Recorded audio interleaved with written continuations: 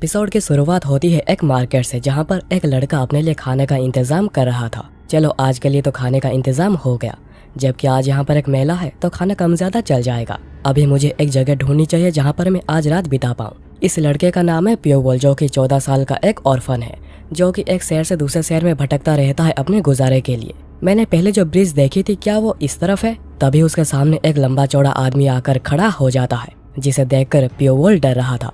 आप कौन है? और अगले ही सीन में उसकी नींद खुलती है एक अंधेरे जगह पर। मैं श्योर हूँ मेरी आंखें खुली हुई है और मैं अंधा नहीं हुआ हूँ।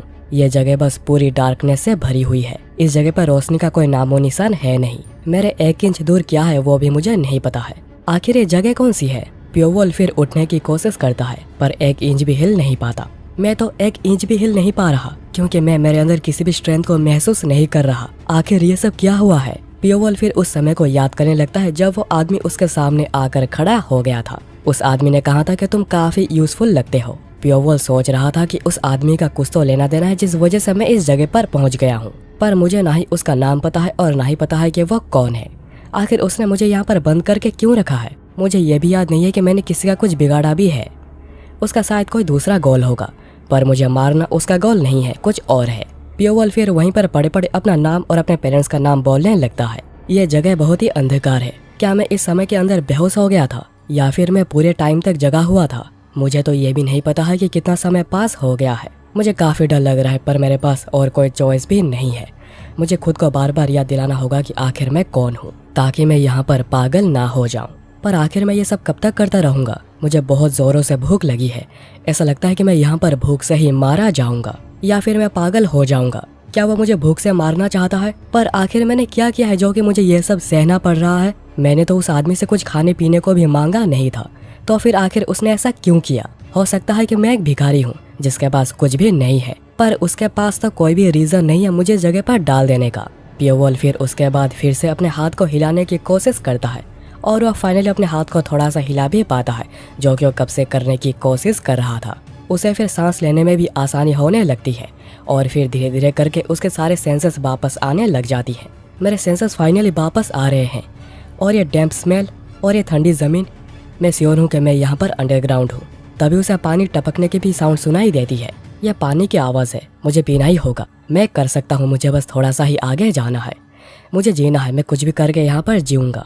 और पियोवल गिरते पड़ते क्रॉल करते हुए आगे बढ़ता है, पर उसके सामने एक पत्थर की दीवार आ जाती है। पियोवल हाथ से उसे तोड़ने की कोशिश करता है तो उसके उंगली में चोट लग जाती है, और ऐसा करने का कोई फायदा नहीं।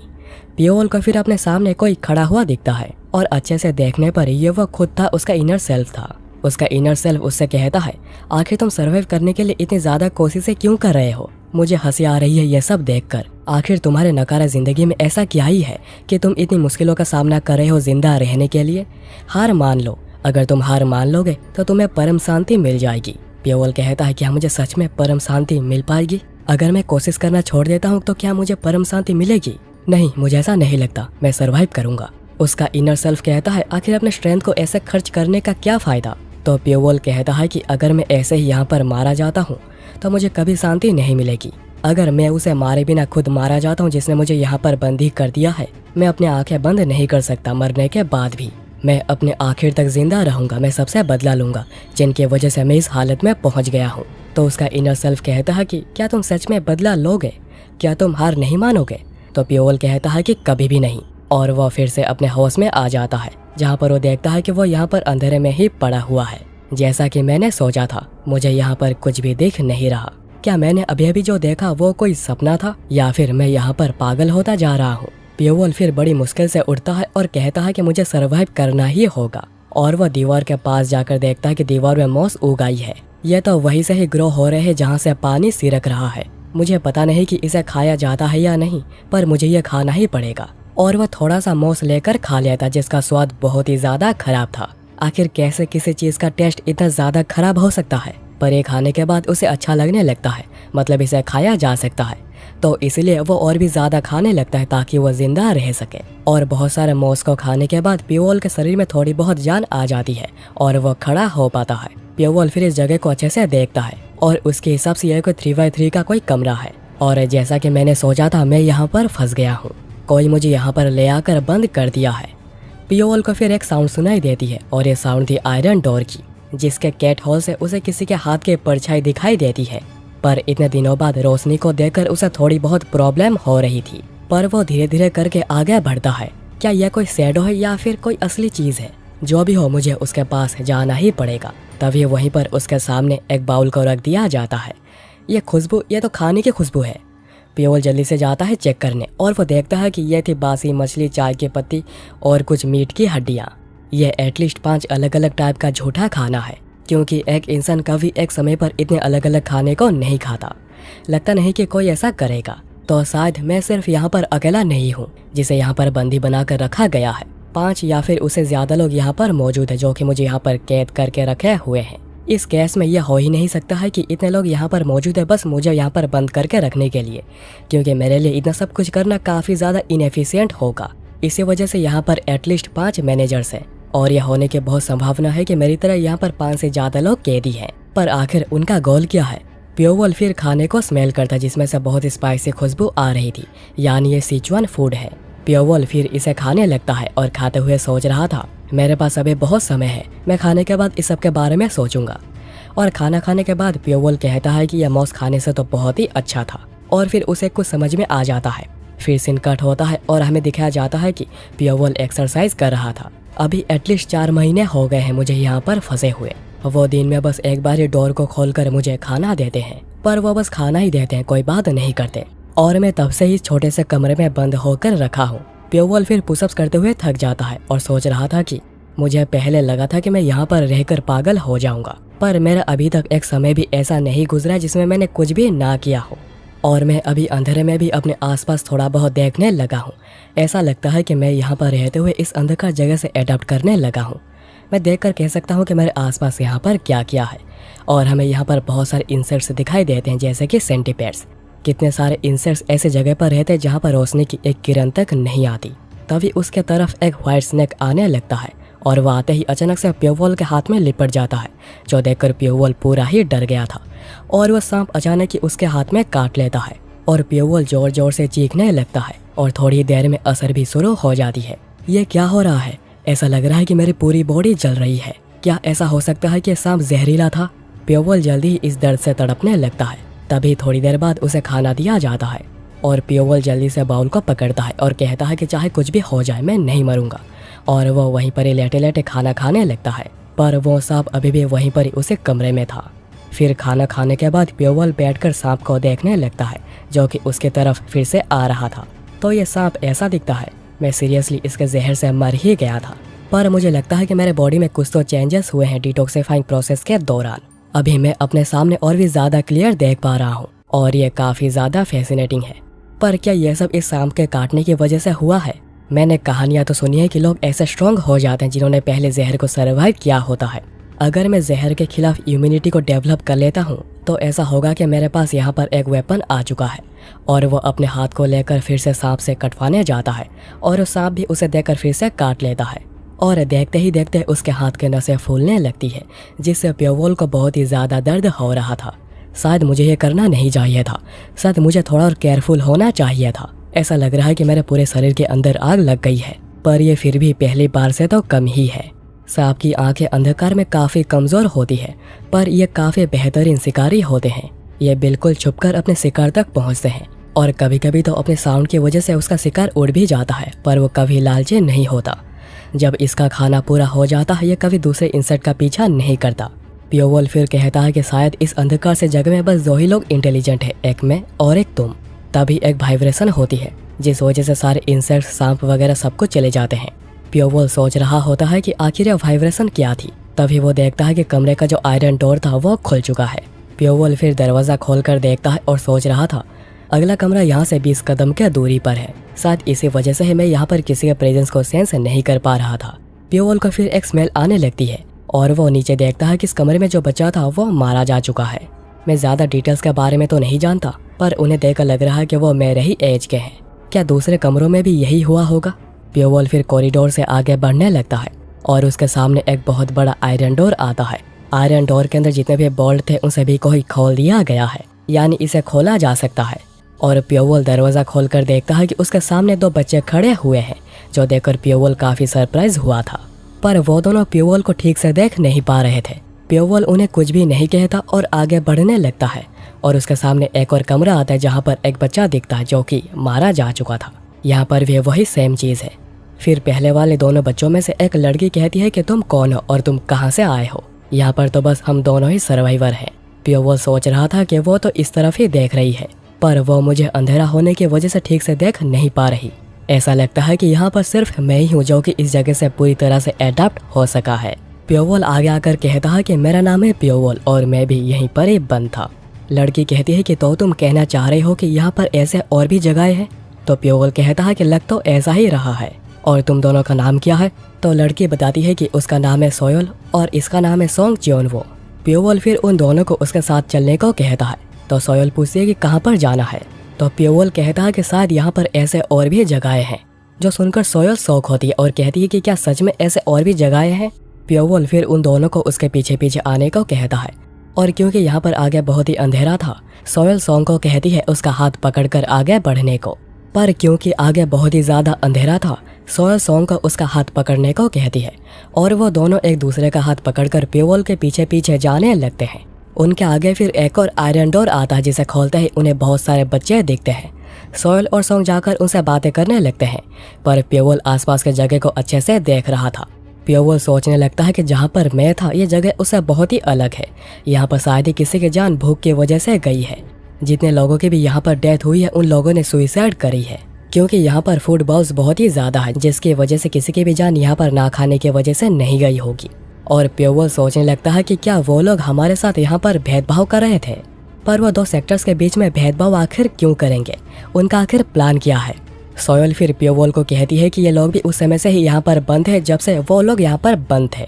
सोयल फिर प्योवल को उन सभी का ही नाम बताने लगती है और फिर सभी प्योवल के लीडरशिप में आगे बढ़ने लगते हैं और उनके सामने एक और डोर आता है और डोर को खोलते ही एक तेज रोशनी उन सभी के ऊपर पड़ती है। क्या यह बाहर जाने का रास्ता है? नहीं, ऐसा नहीं लगता।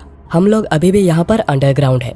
और प्योवल फिर देखता है कि ये रोशनी तो एक मसाल से आ रही है और क्योंकि ये लोग बहुत ही समय से अंधेरे में रहते हुए आए हैं, इन्हें एक मसाल की रोशनी भी सूरज की रोशनी की तरह लग रही थी।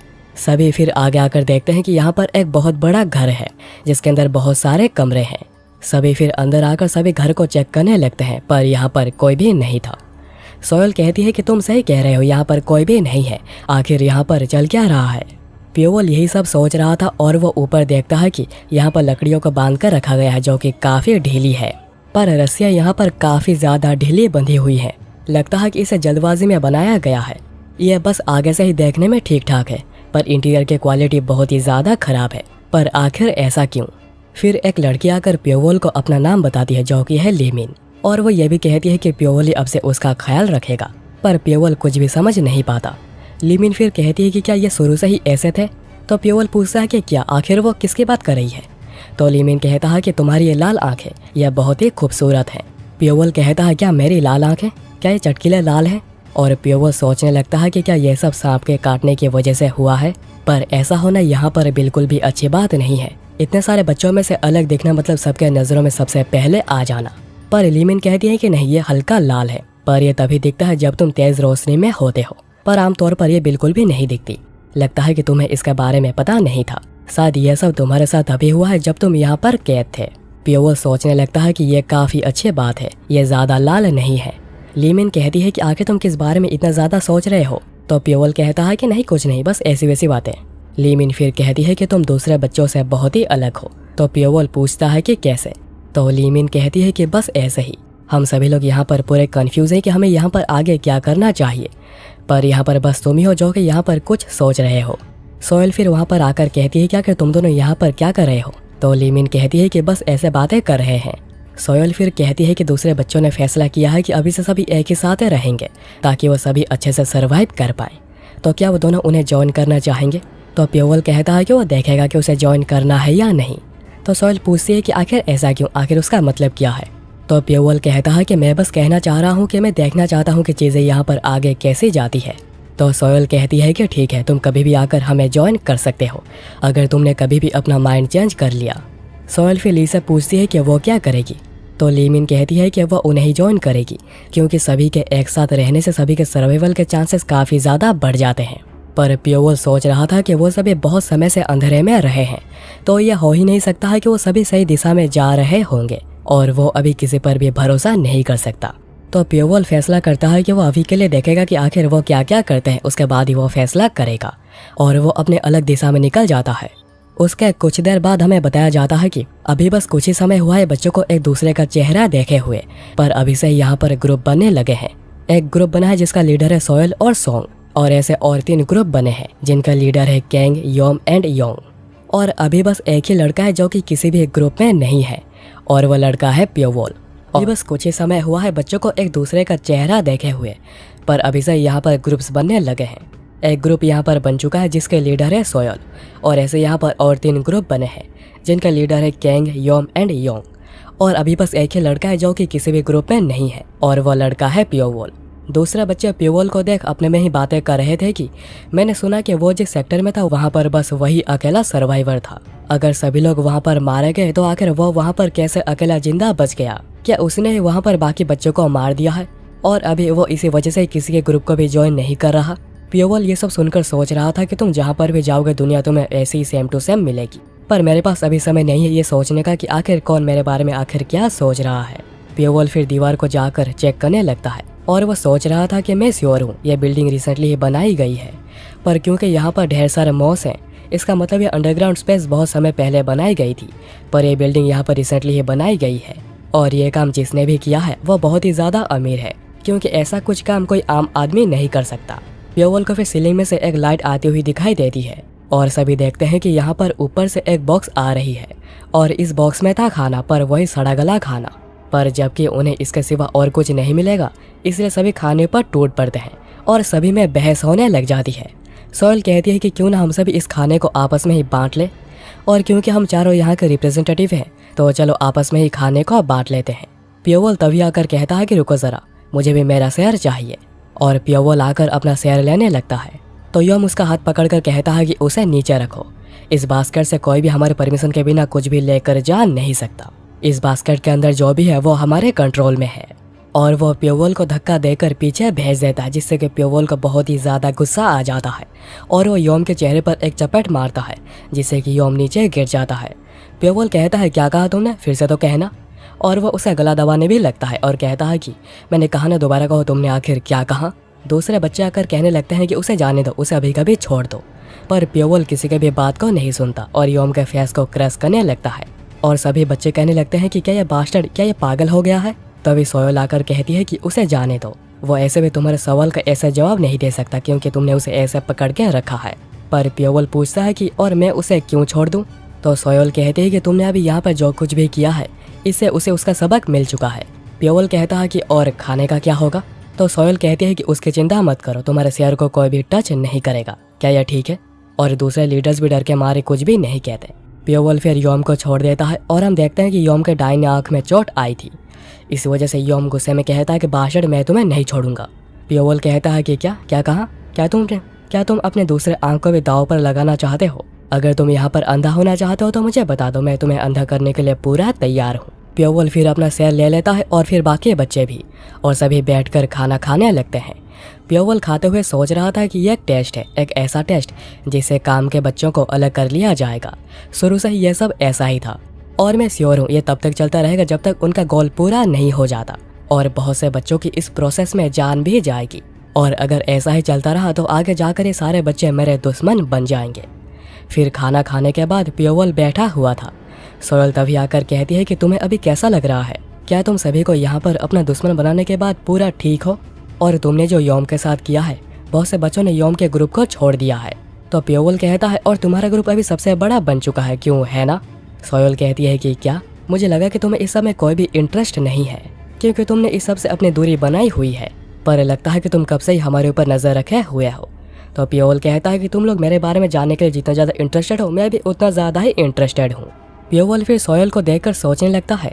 सोयल ने अपने ग्रुप के सारे बच्चों को खाना देने के बाद जो थोड़ा बचा हुआ था वही खाया है, इसलिए दूसरे बच्चे सोयल के प्रति बहुत ही ज़्यादा लॉयल हैं और कोई डाउट ही नहीं है कि वो लीडर्स में से सबसे टॉप पर आती है।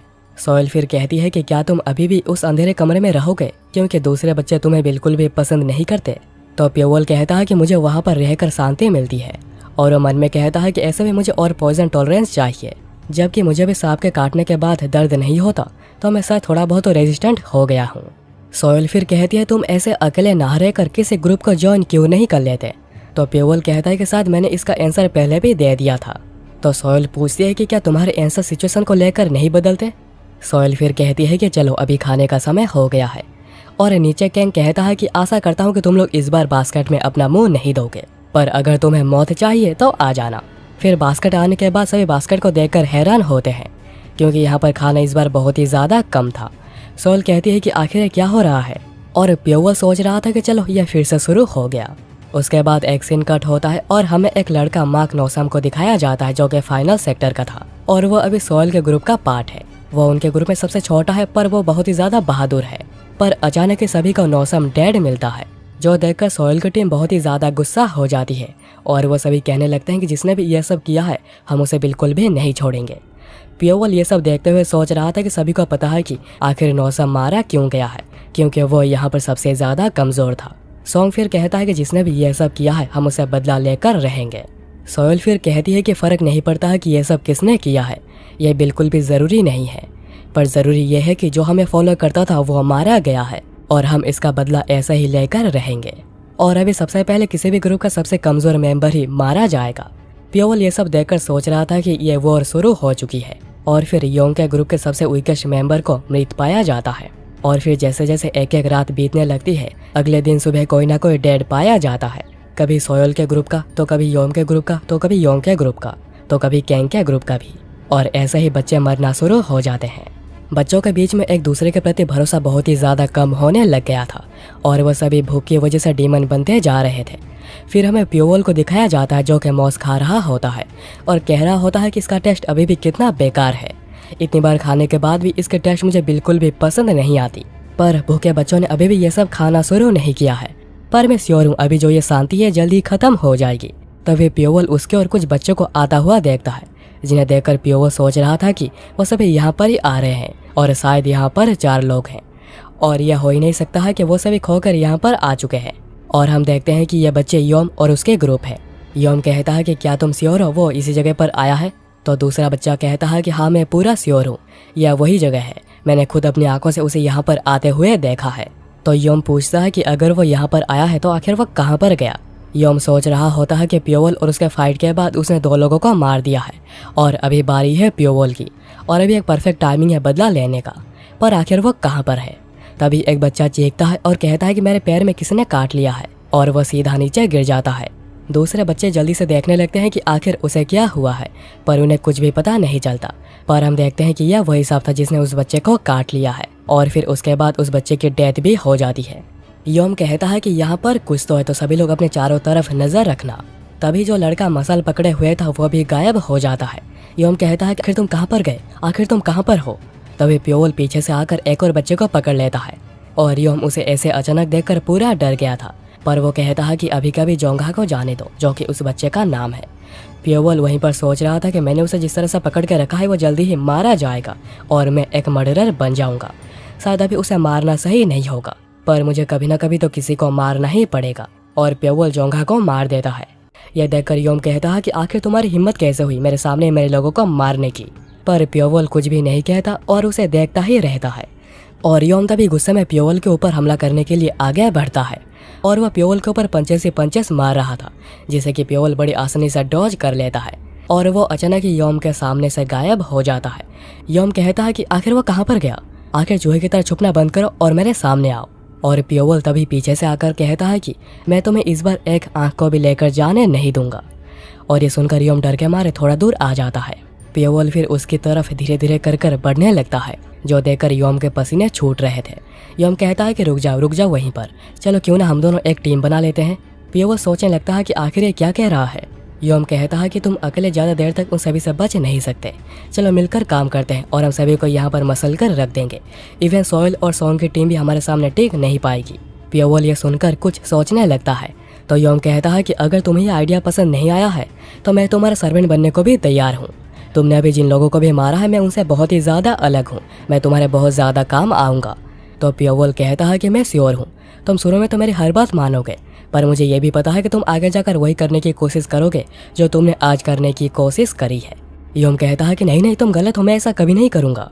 पर प्योवल उसकी कोई बात नहीं सुनता और नीचे से उसके चीन पर एक जोरदार पंच मारता है और फिर उसके पीछे आकर उसका गला दबाने लगता है, जिससे कि योम उसके सामने जान की भीख मांगने लगता है और कहता है कि मुझे जाने दो, मुझे छोड़ दो।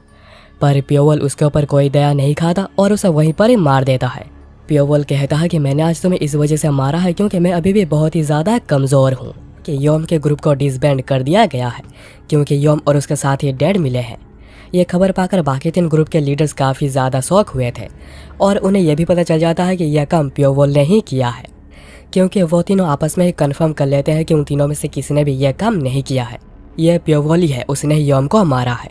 सोयल सोच रही थी कि आखिर वो कितना स्ट्रॉन्ग हो सकता है कि उसने अकेले ही 4 लोगों को मार दिया। कैंग सोच रहा था कि मुझे उसका दुश्मन बनना नहीं चाहिए। वहीं पर योंग सोच रहा था कि वो काफ़ी ज़्यादा चालाक और क्रूर है। उसे एग्जैक्टली पता है कि उसे क्या करना चाहिए ताकि लोग उससे डरेंगे। और अभी प्रॉब्लम भी बहुत ज़्यादा आगे बढ़ चुकी है। अभी बस कम खाने को आपस में बांटकर इशू को रिजॉल्व किया नहीं जा सकता। अभी बस एक दूसरे को मारना ही होगा खाने को सिक्योर करने के लिए। और आखिर में जाकर सभी एक एक मर्डरर बन जाते हैं। और प्योवल जिसने योम को मारा है, जिसके पास अभी करेंटली सबसे ज़्यादा पावर है, उसे अभी के लिए तो कोई भी टच करने की सोचेगा भी नहीं। योंग फिर अपने मेंबर्स को कहता है कि तुम लोग कभी भी प्योवल से पंगा लेने की सोचना भी मत और ना ही उसे अप्रोच करने की भी कोशिश करना। उसका जितना खतरनाक यहाँ पर कोई नहीं हो सकता जिसके पास खोने के लिए कुछ भी ना हो। तभी एक मेंबर भागते हुए योंग के पास आता है। योंग पूछता है कि क्या हुआ, आखिर तुम किस वजह से ऐसे भागकर यहाँ पर आए हो। तो वो लड़का कहता है कि नॉर्थ के रेड हाउस में उसने 2 बच्चों को देखा है और उसे लगता है कि सोयल ने उन दोनों को उसके ग्रुप से निकाल दिया है। गोयंग पूछता है कि क्या तुम श्योर हो। तो वो लड़का कहता है कि हाँ मैं श्योर हूँ, मैंने बहुत बार चेक भी करी है। योंग फिर पूछता है कि क्या उनके पास खाने के लिए कुछ है। तो वो लड़का कहता है कि उन दोनों में से एक के हाथ में एक आलू था और वो आलू को खा लेंगे अगर हम लोग वहाँ पर जल्दी नहीं पहुँचे।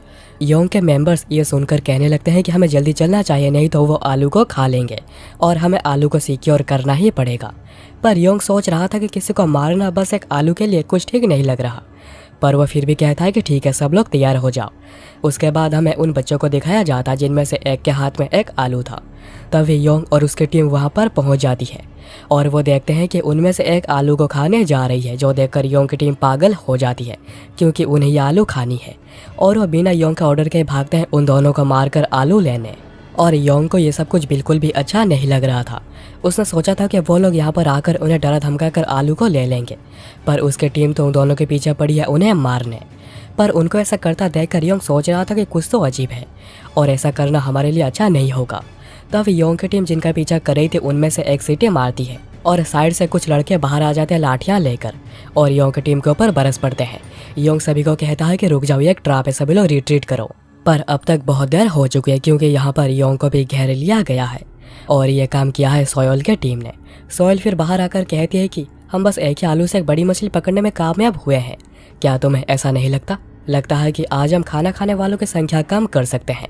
योंग सोच रहा था कि आखिर मैंने ये गलती कैसे कर दी और वह सोयल को कहता है कि आखिर तुम लोगों की हिम्मत कैसे हुई ये सब करने की। पर योंग फिर शांत होकर कहता है कि क्या तुम लोग बस मेरी जान लेकर सेटिस्फाइड नहीं हो सकते? प्लीज़ मुझे मार दो और मेरे टीम को जाने दो। पर सोयल कहती है कि मैं भी तुम्हारे रिक्वेस्ट को रखना चाहती हूँ, पर हम इतना ज़्यादा खाना अफोर्ड नहीं कर सकते। योंग कहता है कि क्या तुम हम सभी को मारने के बाद ही सेटिस्फाइड हो गए? तो सोयल कहती है कि अगर तुम मेरी जगह पर होते तो तुम भी ऐसा ही कुछ करते।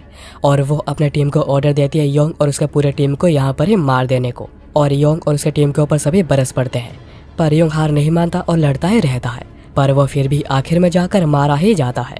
तभी सोयल प्योवल को ऊपर बैठा हुआ देखती है, जो कि ऊपर से ये सब कुछ देख रहा था और वो कह रहा था कि अच्छा तो चीज़ें यहाँ पर अभी ऐसे चल रही है।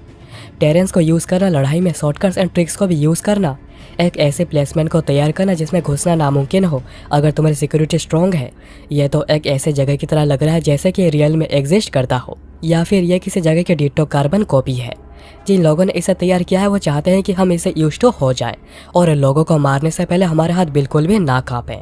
वो ज़रूर हमारे इस्तेमाल किस ऐसे टेरेन में जाकर करेंगे।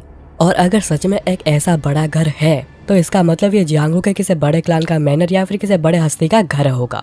इसके कॉन्सिक्वेंसेस बहुत ही ज़्यादा खराब हो सकते हैं अगर वो ऐसे ही जगह पर रेकलेसली हमला करते रहे और इसी वजह से वो हमारा इस्तेमाल कर रहे हैं। हम उनके बस एक टूल्स है जिनका एक बार इस्तेमाल करके वो उन्हें फेंक देंगे। उन लोगों ने हमें जबरदस्ती इस नरक में फेंका है। उनके टूल्स हम हैं जिन्हें वो एक असिस्टेंट बनाना चाहते हैं। तभी सीन कट होता है कुछ समय बाद और सोहेल के कुछ टीम मेंबर्स बातें कर रहे थे। क्या तुमने उस हरामी को देखा? तुमने देखा ना मैंने उसे कैसे मारा? और वो एक चूजे की तरह मरने से पहले तड़प रहा था। तुमने देखा ना जब मैं उसके पीछे गया तो उसे मारने उसकी क्या हालत हुई थी? मुझे लगा वो कोई हेज डॉग है। हाँ मैंने भी वो देखा था। हमारी लीडर तो सच में बेस्ट है। तभी सोहेल वहाँ पर आकर कहते हैं कि ऑल राइट, ये हमारी एक जीत है। अभी कोई भी यहाँ पर हमारे खिलाफ जाने की कोशिश नहीं करेगा।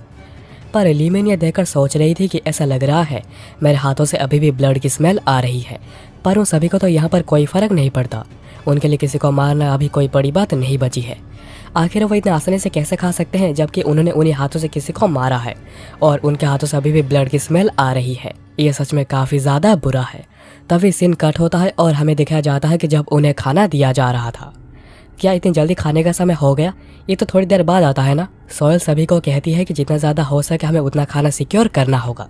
फाइनली आज हम लोग भरपेट खाना खा सकते हैं। और अभी जबकि योंग की ग्रुप जा चुकी है, यहाँ पर कोई नहीं बचा जो कि हमारे ग्रुप को रोक सकता है। पर फिर वो सोचते कि प्योवल यहाँ पर कहीं आसपास दिखाई नहीं दे रहा। पर तभी प्योवल वहाँ पर आ जाता है। पर वो काफ़ी ज़्यादा चिंतित लग रहा था, जैसे कि किसी चीज़ को लेकर वो कुछ ज़्यादा ही सतर्क हो गया है। पर सोहेल सोच रहे थे कि आखिर वो किस चीज़ को लेकर इतना ज़्यादा सतर्क हुआ है। तभी वो देखते हैं कि ऊपर से कुछ लोग नीचे उतर रहे हैं।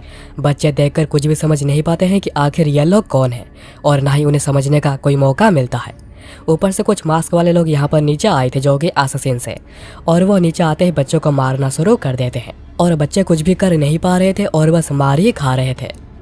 बच्चे कुछ भी कर नहीं पा रहे थे और बस मार ही खा रहे थे। और इसमें प्योवल भी था। प्योवल सोच रहा था कि मुझे पहले लगा था कि ऐसा ही कुछ होगा, पर मुझे बिलीव ही नहीं हो रहा है कि वो शुरू से ही हमारे ऊपर वायलेंस का इस्तेमाल कर रहे हैं। इवन जानवरों को भी ऐसा मारकर पालतू बनाया नहीं जाता। पर मुझे अभी ये सब सहना ही पड़ेगा। अगर मैंने यहाँ पर कुछ भी करा तो मैं उनके नज़र में आ जाऊंगा और मैं अभी के लिए किसी का भी अटेंशन पाना नहीं चाहता। प्योवल फिर देखता है कि इन असिस्टेंट्स के साथ यहाँ पर और 3 लोग भी आए हैं जिनके फेस पर 1, 2 और 3 का मार्क बना हुआ है। और ये वही लोग हैं जो कि इन असिस्टेंट्स को ऑर्डर दे रहे हैं। और इन तीनों का कोड नेम है first, second and third sword. First sword फिर कहते हैं कि तुम सभी की ज़िंदगी अभी मेरी हो चुकी है और इस पर कोई एक्सेप्शन नहीं है। तुम सभी लोग अभी वही करोगे जो कि मैं कहूँगा और तुम लोगों को मैनेज भी यहाँ पर मैं ही करूँगा। तभी एक लड़का उठकर कहता है कि आखिर तुम्हें क्या लगता है तुम कौन हो जो कि ये सब कर रहे हो? और बस ये कहने से ही उसका गला काटकर उसकी हत्या कर दी जाती है। और किसी बच्चे ने ऐसा कुछ होगा एक्सपेक्ट नहीं किया था। फर्स्ट स्वॉर्ड फिर कहते हैं कि मैंने तुम लोगों को कुछ कहने की परमिशन नहीं दी थी। अपना मुंह खोलने से पहले मेरा परमिशन लेना ज़रूरी है। फिर वो सभी अंदर एक कमरे में जाते हैं जहाँ पर फर्स्ट स्वॉर्ड कहते हैं कि सभी एक कर्स पॉइजन है।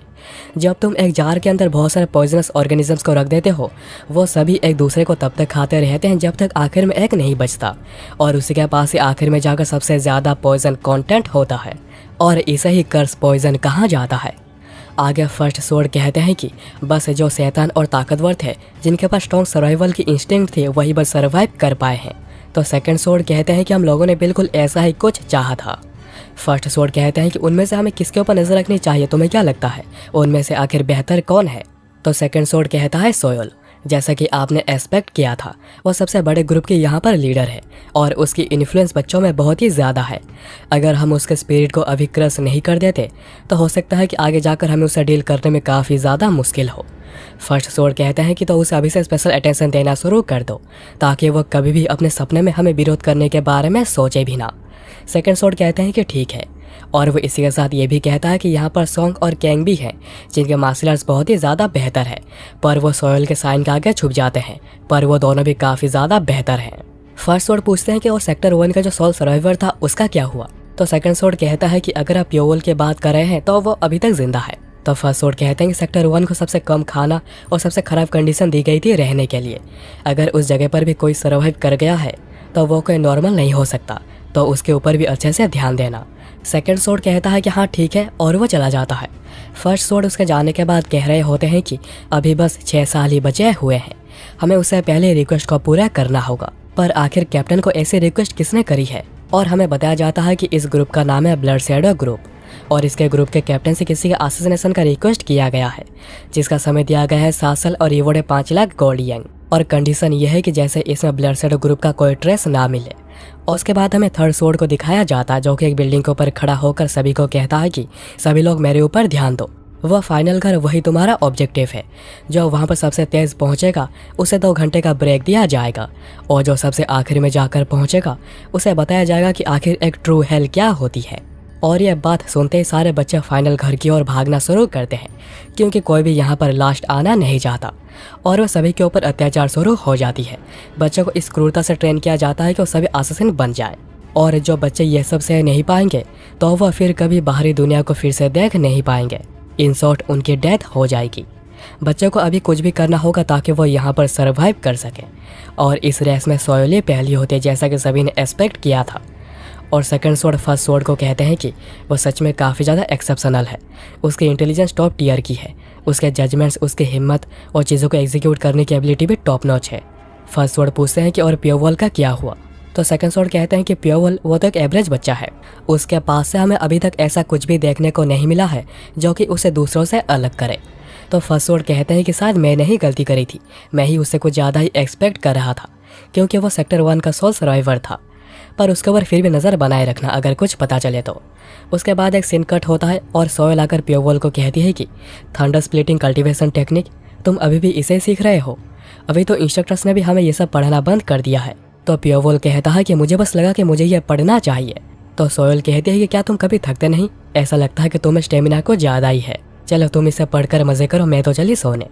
और उसके जाने के बाद प्योवल सोच रहा होता है कि उन्हें सेकंड स्वॉर्ड ने कहा था कि थंडर स्प्लिटिंग कल्टीवेशन टेक्निक एक ऐसी टेक्निक है जो कि तुम्हारे जैसा कोई बच्चा भी सीख सकता है, और हम तुम्हें ये सीखने के लिए 3 महीने दे रहे हैं। उसके बाद प्योवल बैठकर मेडिटेट करने लगता है और थर्ड स्वॉर्ड के बातों को सोच रहा था, जहाँ पर उन्होंने कहा था कि थंडर स्प्लिटिंग कल्टीवेशन टेक्निक को सीख जाओ। अगर तुम पहले प्रोसेस को समझ लेते हो तो तुम्हारे शरीर का यहाँ पर एक नया जन्म होगा, जो कि यानी इंटरनल एनर्जी को फील कर पाएगा, और तुम इंटरनल एनर्जी को गैदर भी कर पाओगे। प्योवल फिर मन में कहने लगता है कि जो टेक्निक्स हम इंस्ट्रक्टर्स ने सिखाई है, जिससे हम की को फील कर पाएं, जैसे थंडर स्प्लिटिंग कल्टीवेशन टेक्निक, इसे बहुत बच्चे और इंस्ट्रक्टर्स की को फील करने का पहला स्टेप कहते हैं। पर अभी तक किसी ने भी इसे परफेक्टली मास्टर नहीं किया है। पर थंडर स्प्लिटिंग यानी बिजली को अलग करना, पर यह सब फिजिकली करना पॉसिबल है नहीं, तो शायद यह हमारे थॉट्स के स्पीड को रेफर कर रही है। अगर मैं थंडर स्प्लिटिंग कल्टीवेशन टेक्निक इसी हिसाब से सीखता हूँ तो मैं श्योर हूँ मैं कुछ ऐसा अनोखा सीख जाऊँगा जो कि मैंने अभी तक नहीं सीखी थी। और अगर मैं दूसरों से जल्दी मार्शल आर्ट्स को सीख भी जाता हूँ, पर मैं कभी भी दूसरों को ये जानने नहीं दूंगा, क्योंकि मैं किसी के भी आंखों में आना नहीं चाहता, बस एक एवरेज बनकर रहना चाहता हूँ। और मैं अभी तक ऐसा ही करता आया हूँ। और हमें पास्ट में दिखाया जाता है जब उनकी ट्रेनिंग चल रही थी और प्योवल के खिलाफ एक लड़का डैगर से आकर हमला करने लग जाता है, जिससे कि प्योवल डॉज कर देता है। पर वो सोच रहा था कि उसने मुझे मारने की कोशिश करी, और वो कहता है कि आखिर तुम ये क्यों कर रहे हो? तो वो लड़का कहता है कि एक फेक फाइट में बिल्कुल भी मज़ा नहीं आता, क्या तुम्हें ऐसा नहीं लगता? तो प्योवल कहता है अच्छा ऐसी बात है, इंस्ट्रक्टर्स ने हमें शॉर्ट फॉर्म्स को सिखाने के बाद मुझे ही देख रहे हैं, अगर मैं अभी यहाँ पर कुछ भी करता हूँ तो शायद मैं उनके नज़र में आ सकता हूँ। पर तभी वो लड़का कहता है कि तुम्हें मेरे खिलाफ अपने पूरे पावर का इस्तेमाल करना चाहिए, पर अगर तुम नहीं करते तो तुम्हारी डेथ यहाँ पर ही हो जाएगी। और वो प्योवल के चारों तरफ बड़ी तेजी से भागने लगता है, और वो भागते हुए कुछ हिडन ब्लेड्स का भी यूज़ कर रहा था। प्योवल सोच रहा था तो वो यहाँ पर हिडन ब्लेड्स को भी यूज़ कर रहा है, और वह उन्हें ब्लेड से प्योवल के ऊपर हमला भी करने लग जाता है, और वह भी हर तरफ से। पर प्योवल अपने डैगर का इस्तेमाल करके उन्हें इजीली रोक रहा था। पर तभी वो लड़का डैगर लेकर आ जाता है प्योवल के पीछे उसे मारने, पर प्योवल उसे पकड़कर उसे साइड कर देता है।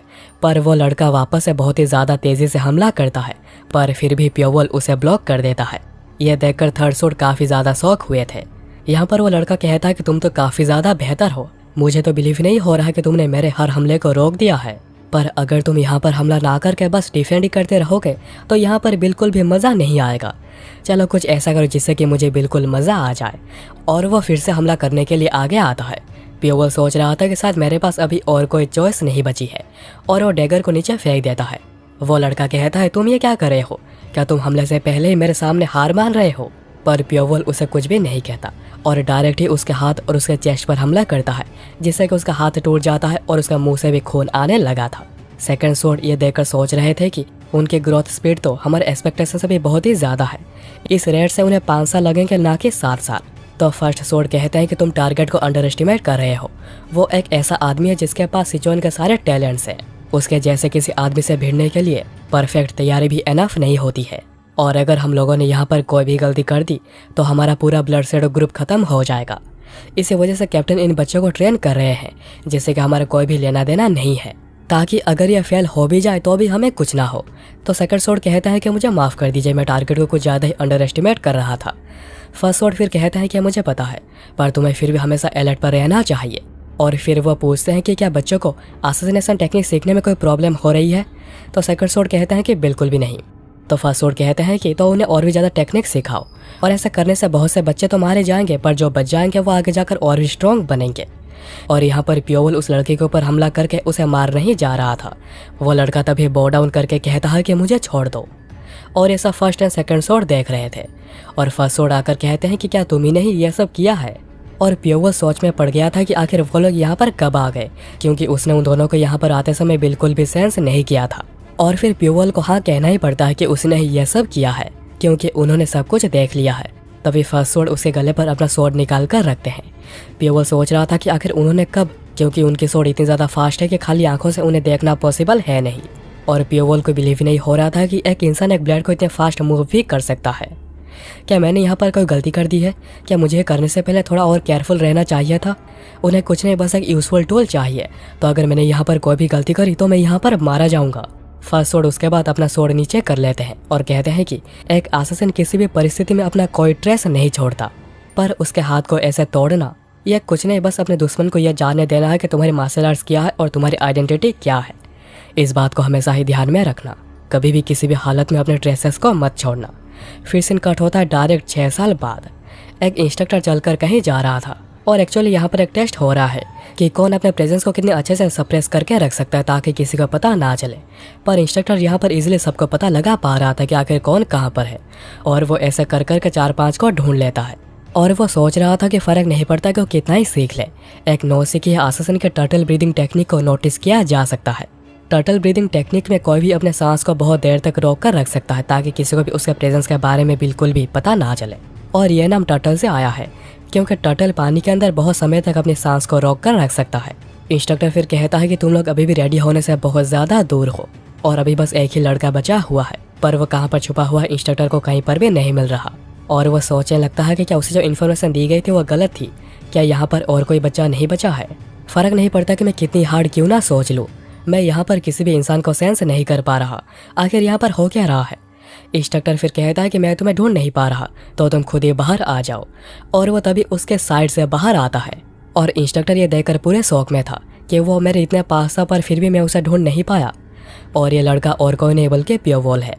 प्योवल फिर कहता है कि अब जबकि मेरी ट्रेनिंग खत्म हो गई है तो क्या मैं जाकर रेस्ट कर सकता हूँ। तो इंस्ट्रक्टर कहता है कि ठीक है, तुम जा सकते हो। उसके बाद हमें सोयल, सोंग और सोग्यो को दिखाया जाता है। सोग्यो कहता है देखो तो यहाँ पर कौन आया है, आखिर मिस्टर पोम्पस यहाँ पर क्या कर रहा है।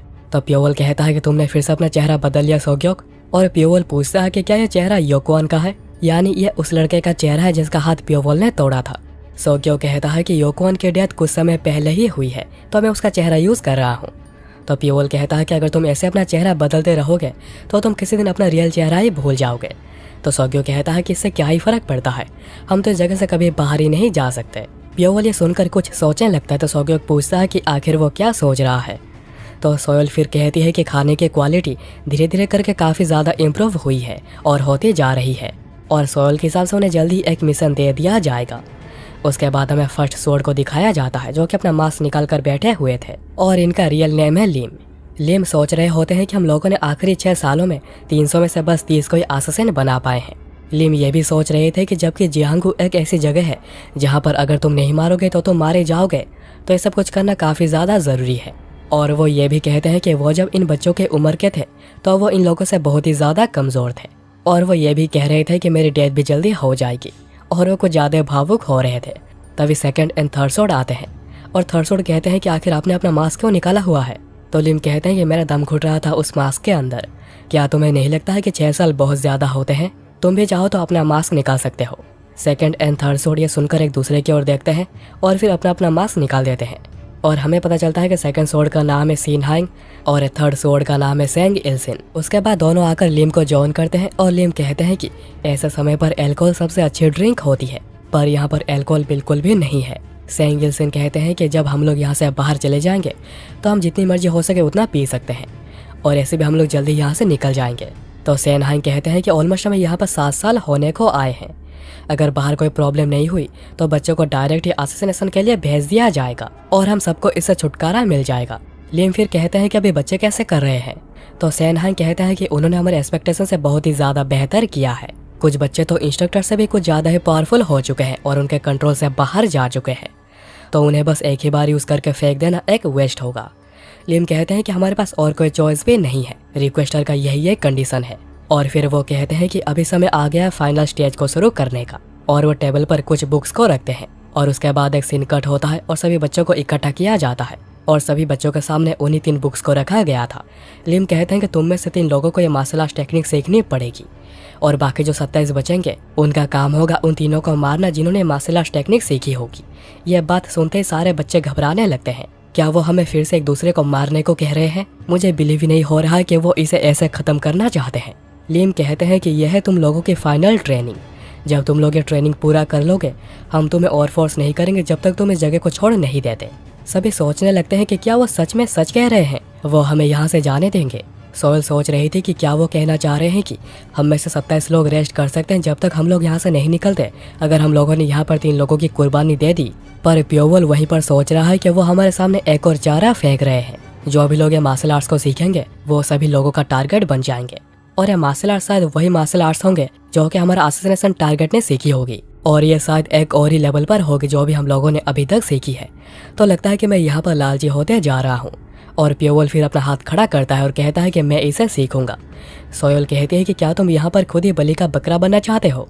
तो प्योवल कहता है कि देखेंगे मैं यहाँ पर बलि का बकरा बनता हूँ या फिर एक सातिर सियार। सोयल कहती है कि अभी से ही केयरफुल रहना क्योंकि सभी लोग अभी से तुम्हें ही टारगेट करेंगे। तो प्योवल कहता है कि देखते हैं आगे क्या क्या होता है। उसके बाद एक सीन कट होता है और हम देखते हैं कि सॉन्ग एक लड़के को मार देता है और कहता है कि मुझे माफ़ कर दो, तुम्हें मरना ही पड़ा क्योंकि तुमने हमारे कहने पर यह मार्शल आर्ट्स को सीखी थी। हो सकता है कि तुम्हें लगे कि तुम्हारे साथ में गलत हुआ है पर हमारे पास और कोई चॉइस नहीं था। सॉन्ग फिर सोचने लगता है कि अभी बस 3 में से बस एक ही बचा हुआ है जिन्होंने मार्शल आर्ट्स को सीखी है और वो है प्योवल। फिर सोक्यो कहता है कि उसे यहाँ पर अभी बहुत ही ज़्यादा मज़ा आ रहा है। फाइनली लाइफ की असली मस्ती उसके लिए अभी जाकर शुरू हुई है। लीमिन फिर वहीं पर कहती है कि अभी प्योवल ही अकेला बचा हुआ है, पर अभी बहुत दिन हो गए हैं हमें प्योवल को देखे हुए, क्या वो अकेला ही बाहर चला गया है? तो सोयल कहती है कि नहीं, वो शायद अभी भी अंदर ही है, हमें बस अभी तक वो नहीं मिला है। सोयल सोच रही थी कि हम लोगों ने आखिरी बार प्योवल को देखा था जब हम लोग कुछ दिन पहले ट्रेनिंग कर रहे थे और हमें एक फ्लैशबैक दिखाया जाता है जहाँ पर सोयल और प्योवल एक साथ ट्रेन कर रहे थे। सोयल प्योवल को कहती है कि मुझे लगता है कि तुम स्वॉर्ड के बिना को ज़्यादा ही अच्छा करते हो। मुझे तुमसे बिल्कुल भी डर नहीं लगता जब भी तुम स्वॉर्ड का इस्तेमाल करते हो, अगर तुम मेरे हर हमले को ब्लॉक कर रहे हो तब भी नहीं। और अभी प्रेजेंट में सोल सोच रही थी कि क्या मैंने उसे फालतू में एक एडवाइस दे दी है। वो तो ऑलरेडी एक ट्रिकी ओपोनेंट है जिसे हैंडल करना बहुत ही ज़्यादा मुश्किल है। सो क्यों कहता है कि क्यों ना हम लोग यहाँ पर सारे इंस्ट्रक्टर्स को ही मार दें, उन्हें मारना प्योवल से ज़्यादा आसान रहेगा। पर सॉन्ग कहता है कि ऐसा नहीं हो सकता, उन्होंने हमें मिशन दी है, मतलब उन्होंने कोई ना कोई काउंटर मेजर लेकर रखी होगी। मैं श्योर हूँ उन लोगों ने हमारे ऊपर कोई ना कोई रेस्ट्रिक्शन डाली होगी। सोयल फिर कहती है कि वो सही कह रहा है, अभी हमें रेस्ट्रिक्शन को हटाने के बारे में नहीं प्योवल को ढूंढने के बारे में फोकस करना चाहिए। और वो चारों निकल जाते हैं प्योवल को ढूंढने और तभी हम प्योवल को वहाँ पर ही देखते हैं जो कि वहीं पर ही छुपा हुआ था और उनकी सारी बातें सुन रहा था। प्योवल कहता है कि तो वो इंस्ट्रक्टर्स को मारने के बारे में भी सोच रहे हैं। अभी साथ इंस्ट्रक्टर्स बिजी होंगे बच्चों को रेडी करने में जो कि मुझे ढूंढेंगे और ये हो ही नहीं सकता है कि वो नज़र रख नहीं रहे होंगे उन बच्चों के ऊपर जो कि ऐसा कुछ सोच रहे होंगे। लगता है कि यही मेरा बेस्ट चांस है जब मैं उनका ट्रू ऑब्जेक्टिव के बारे में जान पाऊंगा। उसके बाद प्योवल छुप कर जाता है इंस्ट्रक्टर्स का टेम्पोररी बेस पर जहाँ पर 3 सोर्स रहते हैं, पर वो जाकर देखता है कि यहाँ की सिक्योरिटी बहुत ही ज़्यादा टाइट है। प्योवल सोच रहा होता है कि यहाँ की सिक्योरिटी तो बहुत ही ज़्यादा टाइट है पर यह कुछ ऐसा नहीं जिससे कि मैं पार करके जा नहीं सकता। इंस्ट्रक्टर्स ने कहा था कि टर्टल ब्रीथिंग टेक्निक काम नहीं करती अगर तुम मूव करते हो, पर अगर मैं थंडर स्प्लिटिंग कल्टीवेशन टेक्निक को यूज़ करता हूँ तो मैं मेरे ब्रीथ को डिवाइड कर सकता हूँ, तो चीज़ें यहाँ पर पूरी बदल जाएंगी। मैं मूव कर पाऊंगा और किसी को मेरे प्रेजेंस के बारे में पता तक नहीं चलेगा। और वो ठीक ऐसा ही करके उनके बीच में से निकल जाता है और उसके बारे में किसी को पता तक नहीं चलता। प्योवल सोच रहा होता है कि चलो मैं तो अभी अंदर आ गया हूँ और लगता है कि यही बेस का सबसे डीपेस्ट पॉइंट है। और प्योवल फिर अंदर जाकर अच्छे से चेक करने लगता है पर उसे कुछ भी मिल नहीं रहा था। आखिर वो कौन से सीक्रेट को छुपा रहे हैं, आखिर वो कौन है जो कि मैं असासिन बनाना चाहता है। और तभी पियोवॉल के हाथ में वही स्क्रॉल लग जाती है जिसमें सब कुछ लिखा हुआ है, और वह स्क्रॉल को निकाल कर सब कुछ पढ़ लेता है। और हमें यहाँ पर पता चलता है कि ब्लडशेड ग्रुप को काम दिया गया है गुसेंग को मारने का। पियोवॉल सोचने लगता है कि आखिर यह गुसेंग कौन है और वो कितना ताकतवर है जिसके लिए हमें 7 साल की ट्रेनिंग दी जा रही है असासिन बनने के लिए। ऑलरेडी 300 में से 270 बच्चों की मौत हो चुकी है, क्या उनके लिए इतना सब कुछ करना वर्थ इट है। पियोवॉल तभी सेंस करता है कि कोई यहाँ पर आ रहा है, और ये थे लिम। और लिम आकर जैसे दरवाज़ा खोलते हैं वो समझ आता है कि यहाँ पर कोई तो आया था, क्योंकि उन्होंने जाने से पहले जगह को अच्छे से साफ किया था। पर यहाँ पर अभी सब कुछ बिखरा पड़ा है, यानी यहाँ पर कोई तो आया था। और वो ये जानकर बहुत ही ज़्यादा गुस्सा हो जाते हैं। तभी सीन हांग और सेंग इल्सिन अंदर जा रहे थे और वो लिम को अपनी तरफ बड़े गुस्से में आता हुआ देखते हैं। सीन हांग कहते हैं कि क्या कुछ हुआ है, तो लिम कहते हैं कि मेरे कमरे में कोई घुसा था और वो अभी तक कैब से बाहर नहीं निकला है, उसे जल्दी से ढूंढो। सीन हांग एंड सेंग इल्सिन ये सुनकर कहते हैं कि आखिर किसकी हिम्मत हो गई फर्स्ट स्वॉर्ड के कमरे में घुसने की, आखिर कौन ऐसा कर सकता है, क्या आपको किसी पर शक है जो ऐसा कर सकता है। तो लिम कहते हैं कि सारे बच्चों में से बस उसी के पास ही ऐसी एबिलिटी है जो कि कहीं भी कभी भी आ जा सकता है, और वो भी किसी के बिना पता लगे, और ये और कोई नहीं बल्कि पियोवॉल है। और अभी पियोवॉल ठीक उनके ऊपर ही रहकर उनके सारी बातें सुन रहा था। सीन हांग कहते हैं कि अनबिलीवेबल, ये सोचना कि जब सभी उसे ढूंढ रहे होंगे वो इस जगह पर ऐसे घुस जाएगा। लिम कहते हैं कि अगर हम पियोवॉल को छोड़ देते हैं तो हमारे लिए बहुत बड़ी प्रॉब्लम हो सकती है। सीन हांग कहते हैं कि पर अगर हम उसे बिना किसी ठोस सबूत के पकड़ते हैं या फिर उसे पकड़ने के बाद पनिशमेंट देते हैं तो सारे बच्चे हमारे खिलाफ जा सकते हैं। तो लिम कहते हैं कि तो फिर हम लोग पियोवॉल को अपोजिशन के बच्चों को सौंप देंगे। तो सेंग इल्सिन पूछते हैं कि आखिर वो ऐसा कैसे करेंगे। तो लिम कहते हैं कि मैं हेल फ्लूट का इस्तेमाल करूंगा। सेंग इल्सिन सुनकर कहते हैं पर हमने तो इसे सबसे आखिर में यूज़ करने को डिसाइड किया था। तो लिम कहते हैं कि हमें कभी ना कभी तो इसका यूज़ करना ही पड़ता। तो अभी समय आ गया है पियोवॉल और बाकी बच्चों को ये दिखाने का कि आखिर उनका ट्रू ऑनर्स कौन है, आखिर उनकी ज़िंदगी किन के हाथों में है। क्या तुम दोनों इसे यूज़ करने के लिए एग्री करते हो? और दोनों ही इस पर एग्री कर जाते हैं। लिम फिर सबसे ऊंचे जगह पर चढ़ जाते हैं और कहते हैं कि अभी मैं दिखाऊंगा कि आखिर ट्रू हेल क्या होती है। यहाँ पर सोयल और दूसरे बच्चे पियोवॉल को अभी भी ढूंढ रहे थे।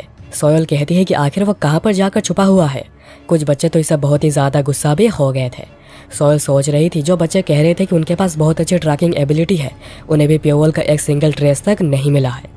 अगर सेक्टर 1 में भी वो नहीं है और यहाँ पर भी वो नहीं है तो आखिर वो कहाँ पर गया है। तभी उन लोगों को फ्लूट की साउंड सुनाई देने लगती है। सोयल ये सुनकर सोच रही थी कि ये तो किसी इंस्ट्रूमेंट की साउंड है, पर आगे वो कुछ और सोच पाती सभी बच्चे एक एक करके डाउन होने लगते हैं। लीमिन कह रही थी कि आखिर ये सब क्या हो रहा है, ऐसा लग रहा है कि कोई इंसेक्ट मेरे शरीर को खा रहा है। तभी पियोवॉल लीमिन के सामने आकर कहता है तो उन लोगों ने रेस्ट्रिक्शन को एक्टिवेट कर दी है। और पियोवॉल सोच रहा था कि साउंड तो बहुत ही ज़्यादा शार्प है जो कि कान के पर्दे को फाड़ सकती है, और ये सभी अभी दर्द में इसलिए है क्योंकि उन लोगों ने रेस्ट्रिक्शन को एक्टिवेट कर दी है। पर इस साउंड से मेरे कान में बहुत थोड़ा सा ही दर्द हो रहा है, पर आखिर मैं ही क्यों जिसे कुछ भी नहीं हो रहा, मुझे इसके बारे में पता लगाना ही पड़ेगा। पियोवॉल फिर लीमिन के पीठ पर हाथ रखकर सोच रहा था कि इंटरनल एनर्जी फ्यूजन एक डेंजरियस एक्ट है, पर ज़्यादा डेंजरियस होना नहीं चाहिए क्योंकि लीमिन ने अभी थंडर स्प्लिटिंग कल्टीवेशन टेक्निक को सीखी है, पर उसके इंटरनल एनर्जी में कोई भी प्रॉब्लम नहीं दिख रही। तो फिर उसके और मेरे अंदर डिफरेंस क्या है? सेम खाना, same environment, same martial art, तो आखिर मुझ में अलग क्या है? क्या पॉइजन? अगर इस रेस्ट्रिक्शन का पॉइजन के साथ कुछ लेना देना है तो यह बात सेंस बनाती है कि मैं आखिर ठीक क्यों हूँ। मैंने पॉइजन के खिलाफ एक रेस्ट्रिक्शन हासिल कर ली है, बार बार सांप से खुद को कटवा कर, पर आखिर वो लोग एक साथ ही पॉइजन को 27 बच्चों में एक साथ ही कैसे एक्टिवेट कर पाए हैं? और बस साउंड से ही पॉइजन को एक्टिवेट करा नहीं जा सकता। क्या होगा अगर हमारे शरीर में कोई चीज़ है जो कि पॉइजन नहीं पर एक पॉइजनस इंसेक्ट है? हो सकता है कि उन लोगों ने हमारे खाने में और पानी में कर्ज पॉइजन डाल दी हो जो कि साउंड के थ्रू एक्टिवेट होती है। तभी कुछ गार्ड्स वहाँ पर आ जाते हैं और देखते हैं कि यहाँ पर कुछ बच्चे बेहोश हो चुके हैं। पियोवॉल सोच रहा था कि वो तो यहाँ पर भी आ गए हैं, अभी मुझे क्या करना चाहिए? क्या मुझे यहाँ से भाग जाना चाहिए? नहीं, अगर मैं यहाँ से भाग जाता हूँ तो उन्हें पता चल जाएगा कि मुझे पॉइजन से कुछ भी नहीं होता, और जैसे कि मैं पहले से करता आया हूँ मुझे दिखाना होगा कि मैं दूसरे बच्चों के जैसा ही हूँ, मैं भी दूसरे बच्चों की तरह ही हूँ, मुझे भी इससे काफ़ी ज़्यादा दर्द हो रहा है। और वह ज़मीन में गिरकर दर्द में होने का नाटक करने लग जाता है और वह गार्ड्स के नज़र में भी आ जाता है। गार्ड्स कहते हैं तो पियोवॉल वो यहाँ पर है। तब विलियम गुस्से में वहीं पर आ जाते हैं और अपना स्वॉर्ड निकालकर पियोवॉल के ऊपर हमला करते हैं और अपने स्वॉर्ड को उसके चेस्ट के पास घुसा देते हैं। लिम पूछते हैं कि आखिर तुमने मेरे रूम में क्या देखा है? तुम अभी तक अपने एबिलिटीज़ को काफ़ी अच्छे से छुपाते हुए आ रहे हो। ऐसा हो ही नहीं सकता है कि तुम्हारे जैसा कोई कमज़ोर बच्चा बड़ा होते होते इतना ताकतवर और बदतमीज़ हो जाएगा। तुम्हारे जैसे किसी का मर जाना ही बेहतर होता है। और लिम अपने स्वॉर्ड से उसका गला काटने ही जा रहे थे, पर तभी सीनहांग वहीं पर आकर कहते हैं कि नहीं, रुक जाइए, पियोवल छुपकर अंदर जाने में एक्सपर्ट है और रिक्वेस्ट को पूरा करने के लिए हमें उसकी ज़रूरत पड़ेगी। लिम कहते हैं कि नहीं, बाकी बच्चों से काम चल जाएगा। तो सीनहांग कहते हैं कि मुझे भी पता है और आपको भी पता है, आप जो कह रहे हैं वो सच नहीं है। लिम कहते हैं कि क्या तुम्हें लगता है उसे कंट्रोल कर पाना हमारे लिए आसान होगा? तो सीनहांग कहते हैं कि हमारे पास एक हेल फ्लूट है जिसकी मदद से हम उसे कभी भी मैनिपुलेट कर सकते हैं, क्योंकि आप देख सकते हैं कि वो कर्स पॉइजन के सामने पावरलेस है। और पियोवल का नाटक अभी भी चालू ही था। लिम फिर कहते हैं कि जल्दी से बच्चों को एंटीडोट दे दो, और एंटीडोट देते सारे बच्चे होश में आ जाते हैं और पहले से काफ़ी बेहतर महसूस कर रहे थे। लिम कहते हैं कि यह सब तुम लोगों के साथ पियोवल की वजह से ही हुआ है। अगर उसने हमारे बेस को इन्फ्लिक्टेड करने की कोशिश नहीं करी होती तो ऐसा कुछ भी नहीं होता। अगर तुम में से कभी किसी ने ऐसा कुछ करने की कभी सोची तो याद रखना कि तुम सभी को ऐसा दर्द फिर से सहना पड़ेगा। पियोवल फिर वहाँ से वापस आने के बाद मेडिटेट करते हुए सोच रहा था, उन्हें लगता है कि मैं कर्स पॉइजन के खिलाफ काफ़ी ज़्यादा कमज़ोर हूँ, और जैसा कि मुझे लगा था सांप के जहर ने कर्स पॉइजन के असर को ख़त्म कर दिया है, और मैं बहुत ही ज़्यादा खुश हूँ कि मैं उनके रेस्ट्रिक्शन से बाहर हूँ। तभी हम लीमिन, सोयल और सोग्यो को देखते हैं जो कि पियोवल को ढूंढते हुए सेक्टर 1 आए थे। सोयल कहती है कि मुझे बिलीव नहीं हो रहा है कि वो यहाँ पर अकेला रहता है। हमें समय समय पर रेस्ट करने को दिया जाता है, पर वो हमेशा यहाँ पर अकेले आकर ट्रेनिंग करता रहता है। सोग्यो कहता है कि तुम कभी गैस नहीं कर सकते हैं कि वो कब कहाँ पर क्या क्या करता है, दूसरों का साथ छोड़कर ऐसे अंधेरी जगह पर अकेले रहना। पर सोयल सोच रही थी कि लिम के कहे अनुसार ये सब पियोवल की गलती थी। सोयल कहती है कि उस इंसिडेंट की वजह से सारे बच्चे उसके ऊपर काफ़ी ज़्यादा गुस्सा है, तो उसके पास कोई चारा नहीं बचा यहाँ पर आकर अकेले रहने के अलावा। और सोग्यो कहता है कि उसे ढूंढना भी बहुत ही मुश्किल है, आखिर वो कहाँ पर छुपा हुआ है। तभी पियोवल सोग्यो के पीछे आकर कहता है कि क्या तुम लोग मुझे ढूंढ रहे हो? सभी लोग पियोवल को ऐसे अचानक देखकर पूरे डर गए थे। सोग्यो कहता है कि ऐसा आकर मुझे डराया मत करो, और तुम ऐसा अपने प्रेजेंस को कंसील करके घूम क्यों रहे हो? तो पियोवल कहता है कि आखिर बात क्या है, तुम लोग यहाँ पर क्यों आए हो? तो सोयल कहती है कि हमें तुमसे कुछ बात करनी है। तो पियोवल पूछता है कि किस बारे में? तो सोयल बताते हैं कि रेस्ट्रिक्शन के बारे में, वही रेस्ट्रिक्शन जो कि हम सब पर डाला गया था। तुम्हें तो उसके बारे में पता ही होगा, और मैं श्योर हूँ कि तुम वहाँ पर पहले नहीं थे जब हम लोग दर्द के मारे नीचे गिर रहे थे, पर जब हम सभी लोगों को वहाँ पर होश आया तो तुम वहीं पर ही थे। इसका मतलब तुम हमारे पास आए थे रेस्ट्रिक्शन को एक्टिवेट करने के बाद। तो इसका मतलब तुम्हारे ऊपर रेस्ट्रिक्शन का कोई असर नहीं होता, या फिर असर बहुत ही ज़्यादा कम होता है।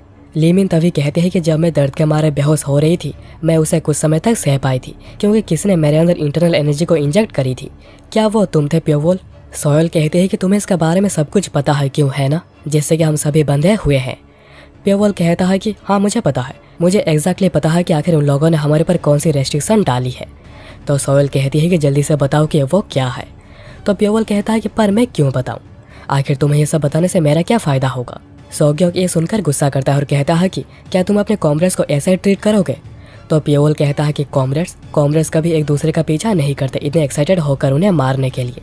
तो सोग्यो कहता है कि ठीक है, आज से हम लोग तुम्हारे कॉमरेड्स, और मैं कसम खाता हूँ कि चाहे कुछ भी हो जाए मैं तुम्हें कभी अकेला नहीं छोड़ूंगा और तुम्हें हमेशा ही अपना दोस्त मानूंगा। तो पियोवल कहता है कि तुम चाहते हो मैं बस इतने में तुम्हारे ऊपर भरोसा कर लूँ, तुम सच में बहुत ही ज़्यादा जिद्दी हो। तो सोग्यो कहता है कि तुम्हें मेरी तरह जिद्दी बनना पड़ेगा ताकि तुम मेरी तरह सिल्क मास्क को यूज़ करना सीख पाओ। क्या तुम्हें ऐसा दोस्त नहीं चाहिए मेरे जैसा, जिसके पास किसी के भी रूप लेने की पावर है? अगर हम सभी यहाँ से निकलकर अपनी आज़ादी पाने में कामयाब होते हैं तो तुम पब्लिक फ्लोरल परफॉर्मेंस ग्रुप में आना, क्योंकि हम लोगों ने यहाँ पर हेल एक साथ ही देखी है, तो मैं तुम्हारी थोड़ी मदद करना चाहता हूँ। सोयल फिर कहती है कि आज से मैं भी तुम्हें अपना दोस्त मानती हूँ। एटलीस्ट मेरे कमांड में जितने भी लोग हैं वो कभी तुम्हारे खिलाफ जाने की सोचेंगे भी नहीं। और फिर लीमिन भी कहती है कि मैं भी तुम्हें अपना दोस्त मानती हूँ, मैं भी तुम्हें कभी धोखा नहीं दूंगी। पियोवल फिर थोड़ा सोचता है और कहता है कि यह कर्स पॉइजन। तीनों कहते हैं क्या कर्स पॉइजन? पियोवल कहता है कि हम सभी को कर्स पॉइजन से पॉइजन किया गया है। ये एक तरीके का पॉइजनस ऑर्गेनिज्म होता है। यह आमतौर पर हमारे शरीर में ऐसे ही पड़ा रहता है, कुछ भी नहीं करता, पर यह फ्लूइड के साउंड से पॉइजन को रिलीज करने लगता है, और यह पॉइजन हमारे ब्लड वेसल्स में होते हुए हमारे इंटरनल ऑर्गन्स को हमला करते हैं। तो सोयल पूछती है कि तो फिर तुम आखिर कर्स पॉइजन से कैसे ठीक हो? तो पियोवल कहता है कि क्योंकि मुझे आमतौर पर पॉइजन से कुछ भी नहीं होता, तो सिंपली इसका मेरे ऊपर कोई ज़्यादा असर नहीं हो रहा। और अभी जबकि मैंने तुम लोगों को सब कुछ बता दिया है, तुम ही लोग ढूंढो कि आखिर कैसे कर्स पॉइजन को अपने शरीर से निकाला जा सकता है। और पियोवल मन में ही सोचने लगता है कि जितने ज़्यादा तरीके होंगे इससे निपटना उतना ही ज़्यादा आसान रहेगा। अगर उनमें से कोई एक भी कर्स पॉइजन से बाहर आने का रास्ता बना लेता है तो हम उससे और भी रास्ते निकाल पाएंगे। लीमिन सोच रही थी कि मैं कभी पियोवल को समझ नहीं पाई हूँ, वह हमेशा से काफ़ी ज़्यादा मिस्टीरियस है। सोयल फिर प्योवल को कहती है कि तुम्हारा शुक्रिया, मैं तुम्हारा ये एहसान कभी नहीं भूलूंगी। अगर तुम्हें कभी कुछ चाहिए तो आ जाना या फिर बता देना। चलो हम चलते हैं। और वो दोनों जाने लगते हैं। पर लीमिन खड़ी थी और वो कहती है कि ली सियोलमिन। तो प्योवल पूछता है कि क्या? तो लीमिन कहती है कि यह है मेरा असली नाम ली सियोलमिन और मैं चाहती हूँ कि तुम इसे याद रखो। और वो ये कहकर चली जाती है।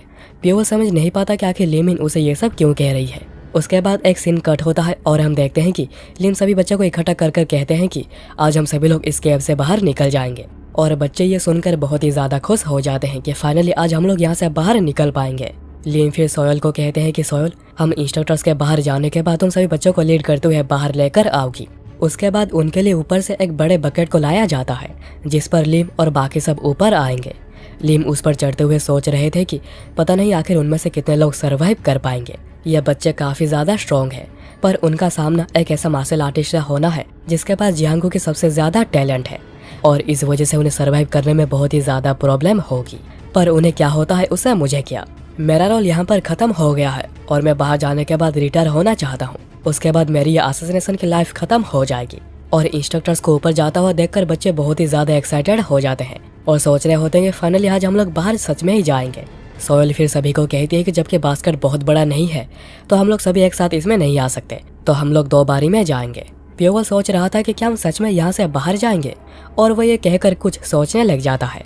सोयल आकर कहती है कि मुझे लगता है कि हमारे ऊपर जाने के बाद हमें जल्दी एक मिशन दे दिया जाएगा। प्योवल कहता है ऐसा हो तो सकता है, पर उस कर्स पॉइजन का क्या? तो सोयल कहती है कि हम में से कुछ डिटॉक्सिफाइड हो चुके हैं क्योंकि लीमिन को पॉइजन के बारे में बहुत कुछ पता है। प्योवल कहता है क्या सच में उसे इतना सब कुछ पता है? तो सोयल कहते हैं कि हाँ उसे पता है, अभी बस हमें यहाँ से निकलने की देरी है, चलो चलते हैं। और उसके बाद आधे बच्चों को पहली बार में ऊपर भेज दिया जाता है और फिर बारी आती है बाकी बचे हुए बच्चों की। सोयल कहती है कि चलो चलते हैं, हम ही आखिरी हैं। और ऊपर जाते हुए प्योवल सोच रहा था हम लोग तो बहुत ही ज्यादा अंडरग्राउंड रह रहे थे, मुझे लगा था कि जगह कोई नरक जैसी होगी, पर यह जगह खुद ही नरक है। 7 साल तक ऐसे जगह में रहना। तभी सोग्यो कहता है कि हम ऑलमोस्ट बाहर आ चुके हैं, मुझे दिखाई दे रहा है हम बस यहाँ से निकलने ही वाले हैं। तभी अचानक से प्योवल अपने कपड़े फाड़कर अपने आंखों में बांध लेता है और सभी को कहता है कि सभी जल्दी से अपने आंखों पर पट्टी बांध लो और अगर तुम लोग ऐसा नहीं करोगे तो तुम सभी लोग अंधे हो जाओगे। और सभी जल्दी से आंखों पर पट्टी बांध लेते हैं, पर फिर भी रोशनी को सहना उनके लिए मुश्किल हो रहा था।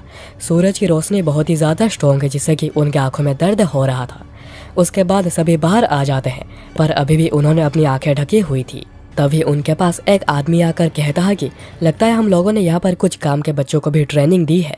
प्योवल यह वॉइस सुनकर सोच रहा होता है कि आखिर ये कौन है।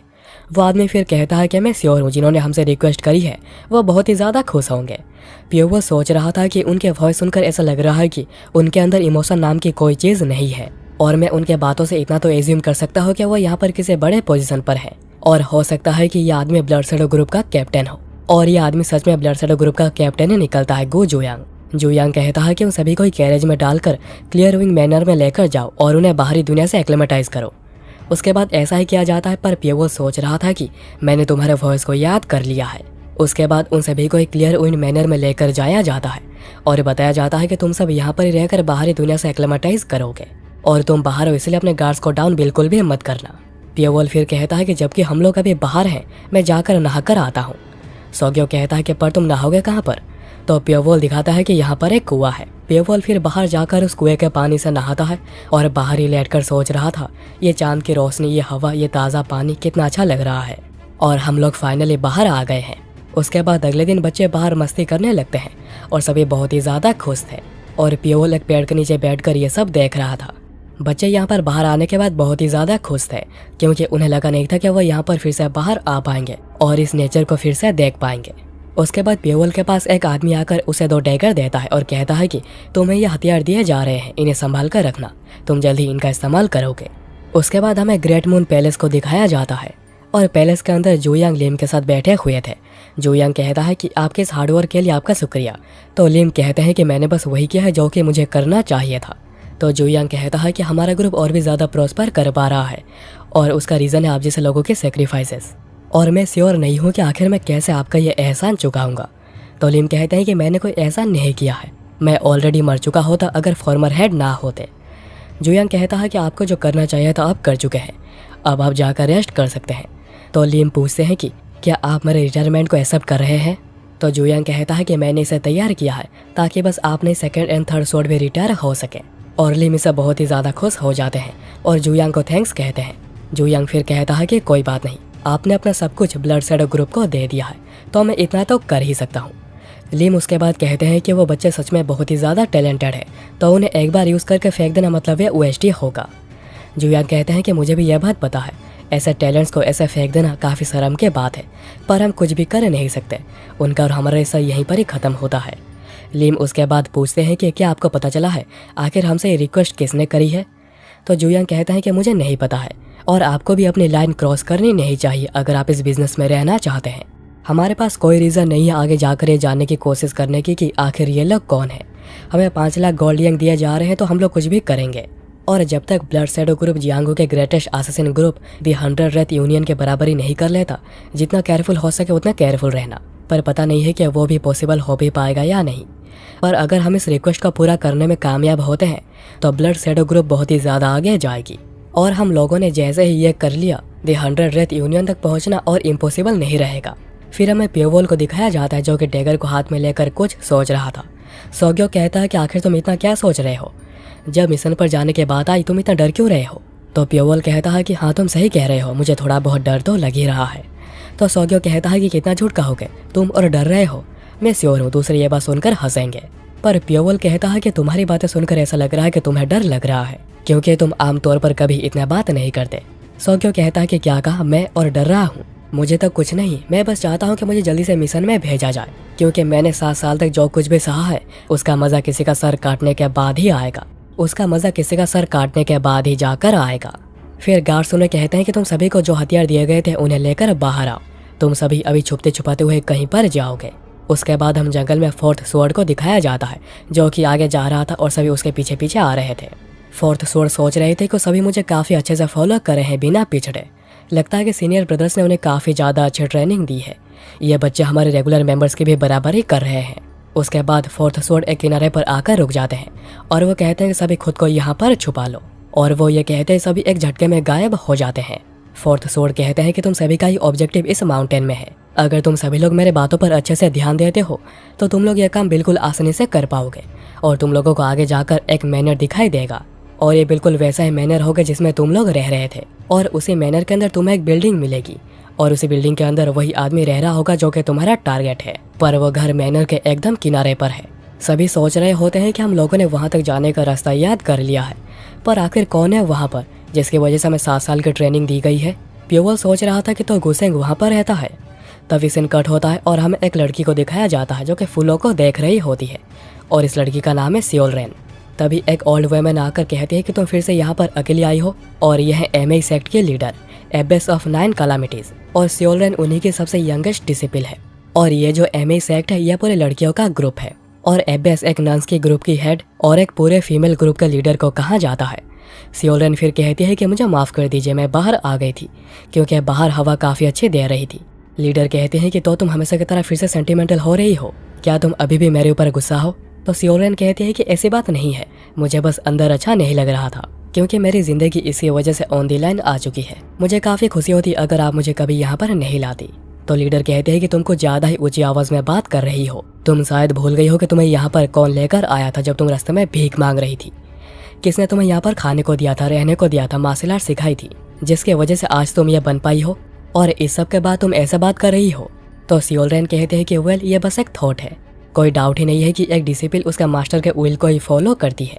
आप प्लीज़ बिल्कुल भी गुस्सा मत करिए, आपके सेहत के लिए बिल्कुल भी अच्छा नहीं है। लीडर फिर कहते हैं कि अगर उन्होंने हमें वो आंसर नहीं दिया जो कि हमें चाहिए तो हम उस प्लान पर काम करना शुरू कर देंगे जिसको लेकर हम पिछले 7 सालों से बात कर रहे हैं। तो सियोलरेन कहती है कि मैं आपको हमेशा फॉलो करने को तैयार हूँ। सियोलरेन फिर सोच सकती है कि मास्टर भी बहुत ही ज़्यादा प्रेशर में है। तभी एक लड़की जियोंग को भागते हुए आकर कहती है, मास्टर हमें किंगचेंग सेक्ट से रिप्लाई मिली है। तो लीडर काफ़ी ज़्यादा एक्साइटेड हो जाती है और पूछती हैं कि आखिर उन्होंने क्या कहा है। तो जियोंगवा कहते हैं कि उन्होंने हमें वो प्रपोजल दे दी है जो कि हमें चाहिए थी। तो लीडर कहते हैं कि चलो काम हो गया। सियोलरेन वहीं पर सोच रही थी कि यह सब ऐसे ख़त्म होना था। लीडर फिर सियोलरेन को कहती है कि अभी सब कुछ तुम्हारे ऊपर है, हमारे सेक्ट का फ्यूचर तुम्हारे परफॉर्मेंस के ऊपर ही टिका हुआ है। तो सियोलरेन कहती है कि आप बिल्कुल चिंता मत करिए, मैं अपना बेस्ट दूंगी। और लीडर ये सुनने के बाद सोच रही थी कि ये कितने दुख की बात है, मैं इस टैलेंटेड लड़की को अपना सक्सेसर बना नहीं सकती और बस उसे एक पॉलिटिकल टूल की तरह यूज कर सकती हूँ। जियोंगुआ फिर कहती है कि आखिर हम लोग उस चीज़ से कैसे डील करेंगे मास्टर। तो लीडर कहती है कि वो चीज़, क्या तुम उस प्लान की बात कर रही हो। तो जियोंगुआ कहती है कि आपने बिल्कुल सही कहा, हमें क्या करना चाहिए। उसके बाद सीन शिफ्ट होता है जंगल में, जहाँ पर सभी लोग छुपे हुए थे।